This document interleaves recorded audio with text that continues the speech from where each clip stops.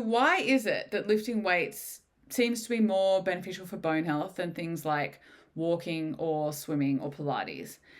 So the current research suggests that when it comes to exercise for bone health, not all exercise is created equal.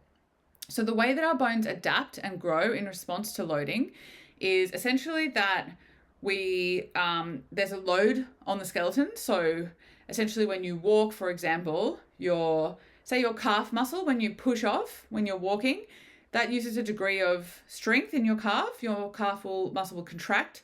That will pull on the bone that attaches to, and that will cause some sort of loading on that bone there. So that's sort of how our bones stay dense. And I guess if you picture the fact that we know that when like astronauts go to space, their bone density rapidly declines because they haven't got that like gravitational load on their bones.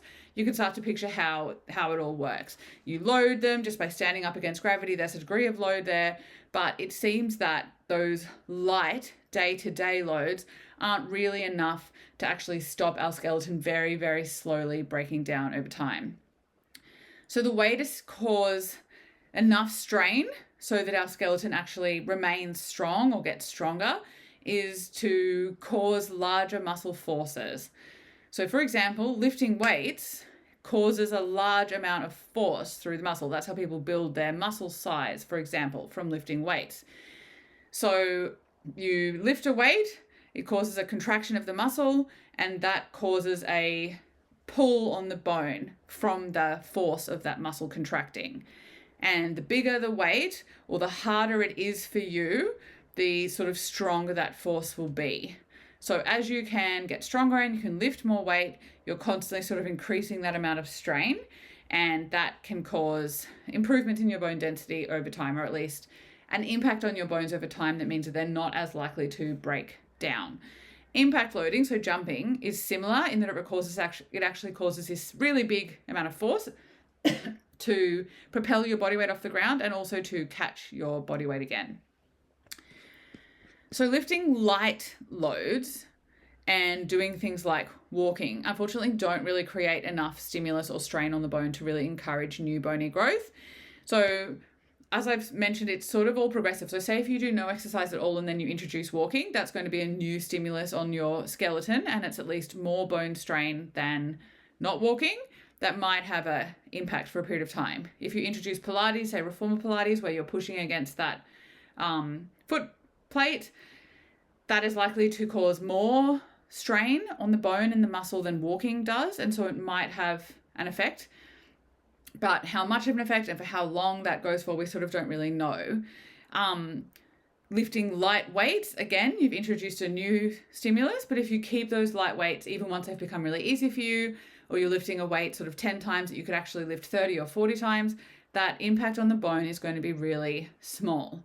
There is some research that suggests that if you lift light loads towards failure, so if you are lifting that 2 kilo weight, but you do 40 reps until you literally can't do anymore, that might actually have some positive effect on the bone, likely because it has an effect on the muscle. So lifting light weights towards failure can sort of have similar bone building effects to lifting really heavy weights, muscle building effects to lifting really heavy weights, and therefore has a benefit to the bone as well. So just bear in mind that lifting heavier can come with some risks when you do have low bone mass. So it is really recommended if you have osteoporosis or osteopenia to do lifting weights under supervision, especially if you're new. So when it comes to impact loading, so we've mentioned that the jumping can have an effect. You might think things like running, therefore, are really, really great for your bones because it's so much impact. But unfortunately, it seems that actually those super repetitive loads that are like constantly the same direction aren't actually that bone building. And that seems that it's because the receptors on the bone might become less sensitive to that repetition over time. And there's probably lots of reasons for that aren't fully understood, but it might be because of some sort of inflammatory effects that mitigate the chain reaction to lay down new bone. It might be that there's some inflammation there because it's just so repetitive, and then that sort of blocks the process. That is a total sort of semi-guess, but the point is that we know mainly from observational data and some animal studies, so again, like not confirmed by any means, but it would seem that people who run have very slightly better bone density than people that don't, but people who lift weights while they're running, it seems to then be quite significantly bigger.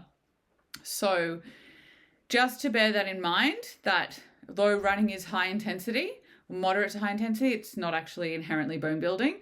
And it might be that doing sort of short, sharp bursts of jumps is a little bit more beneficial to the bone.